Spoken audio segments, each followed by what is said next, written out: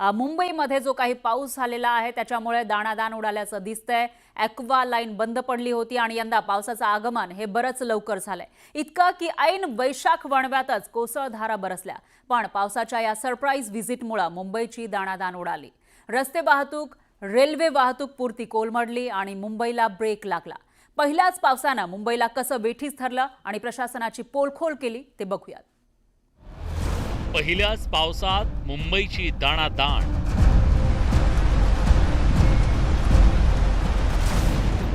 पावसामुळे मुंबईची झाली तुंबई।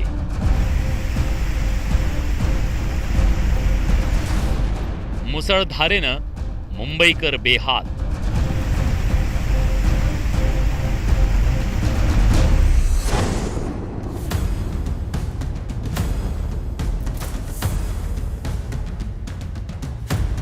मुंबईच्या सायन भागातील किंग्ज सर्कलचं गांधी मार्केट, हिंदमाता, केईएम रुग्णालय परिसर, गिरगाव, भायखळा, परळ यासह मुंबईच्या विविध भागात उडालेली ही दाणादाण। मुंबईत रविवारी रात्रीपासून पावसाच्या जोरदार सरी कोसळत होत्या। मात्र पहाटेनंतर मुंबईत पावसाचा जोर वाढला।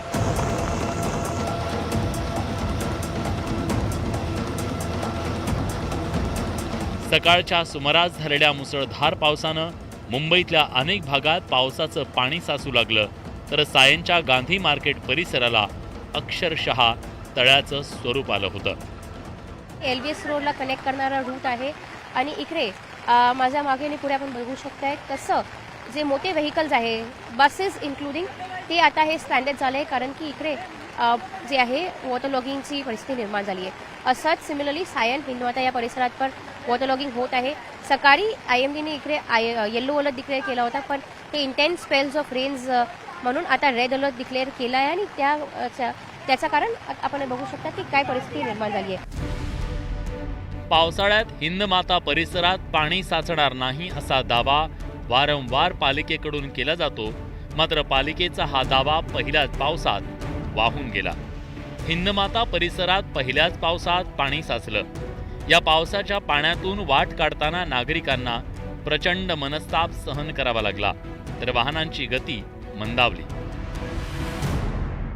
वाडिया किंवा केईएम रुग्णालयाकडे जाणारा जो मुख्य रस्ता आहे त्या ठिकाणी आपण बघतोय समोर या रस्त्यावरती संपूर्णपणे सेंट झेवियर्स मैदान इथे जवळच आहे, ज्या ठिकाणी भूमी अंतर्गत टाक्या या बनवण्यात आलेल्या होत्या, पंपिंग स्टेशन बनवण्यात आलेले होते। समोर आपण बघतोय अनेक पंपिंग स्टेशन इथे बनवण्यात आली होती सायन, किंग सर्कल परिसरामध्ये आणि त्याचबरोबर हिंदमाता परिसरामध्ये आंबेडकर रोडवरती आता प्रचंड प्रमाणामध्ये पाणी साचलेलं आपल्याला पाहायला मिळतंय।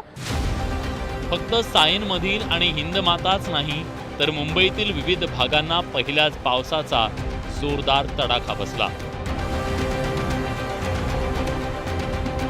केईएम रुग्णालय परिसरात पाणीच पाणी झालं, त्यामुळे रुग्णांच्या नातेवाईकांना मनस्ताप सहन करावा लागला। राज्याचा कारभार जिथून हाकला जातो त्या मंत्रालयाच्या गेटवरही पाणीच पाणी भरलं। या पाण्यातून वाट काढत मंत्रालयात जाण्याची वेळ मंत्रालयातल्या कर्मचाऱ्यांवर आली। तसंच भायखळ्याच्या JJ फ्लायओव्हरवर सुद्धा पाणी साचलं। माझगावच्या GST भवनात पाणी शिरलं। महालक्ष्मी रेसकोर्स परिसरात पाणी साचल्यानं स्विमिंग पूल झाल्याचा भास होत होता। आतापर्यंत मुंबईच्या ज्या भागात पाणी साचत नव्हतं अशा ठिकाणी सुद्धा पाणी साचलं। मुंबईच्या झालेल्या या तुंबईवरून राजकीय आरोप प्रत्यारोपांच्या फैरी झडतायत। पाऊसच जर 15 दिवस अगोदर पडला तर आता जे काम केलेलं ते आपण आता महापालिका, मी स्वतः नाले सफाई पण बघायला आलो, रस्त्यांचं कॉन्क्रिटीकरणाचं कामही त्यालाही पाहणी केली, व्हिजिट केलं, तर खरं म्हणजे आता तिकडून केरळवरून पाऊस इकडे येतो। आता काय झालंय, अगोदरच 15 दिवस पाऊस आला। नाले सफाई नीट झालेली नाहीये। 2 महिने आम्ही सातत्याने सांगत आहे की मान्सून पूर्वीच्या बैठका असतात त्या महापालिकेने घेतल्या नाहीयेत आणि स्वतःला इन्फ्रामॅन बोलणारे, स्वतःला विजनरी बोलणारे आज कुठे आहेत? जे ग्रीन कार्पेट घालून सगळीकडे नाले सफाईला पाहणीला जात होते ते गायब कुठे आहेत हा एक प्रश्न आहेच। पण त्यांनी खाल्लेला पैसा नगरसेवकांना आणि राजकीय लोकांना फोडण्यात जात आहे, माजी नगरसेवकांना फोडण्यात जात आहे. मुंबईकरांच्या वाताहतीला कोण जबाबदार याचं थेट उत्तर आहे उद्धवजी ठाकरे आणि आदित्यजी ठाकरे. गेल्या 25 वर्षात कट कमिशनचा धंदा, कंत्राटदारांशी कट कमिशन, यामुळे मुंबईची आज हालत झाली आहे. पावसाळ्यात मुंबईत पाणी साचू नये यासाठी मुंबई महानगरपालिकेकडून कोट्यवधी रुपये खर्च केला जातोय. मात्र पहिल्याच पावसात मुंबईत अनेक भागात पाणी साचल्यानं प्रशासनाच्या दाव्याची पोलखोल झाली आहे. पावसाळ्यात सहन करावा लागणारा मनस्ताप कधी थांबणार असा प्रश्न कररोपी पैसे भरणारा मुंबईकर विचारतोय.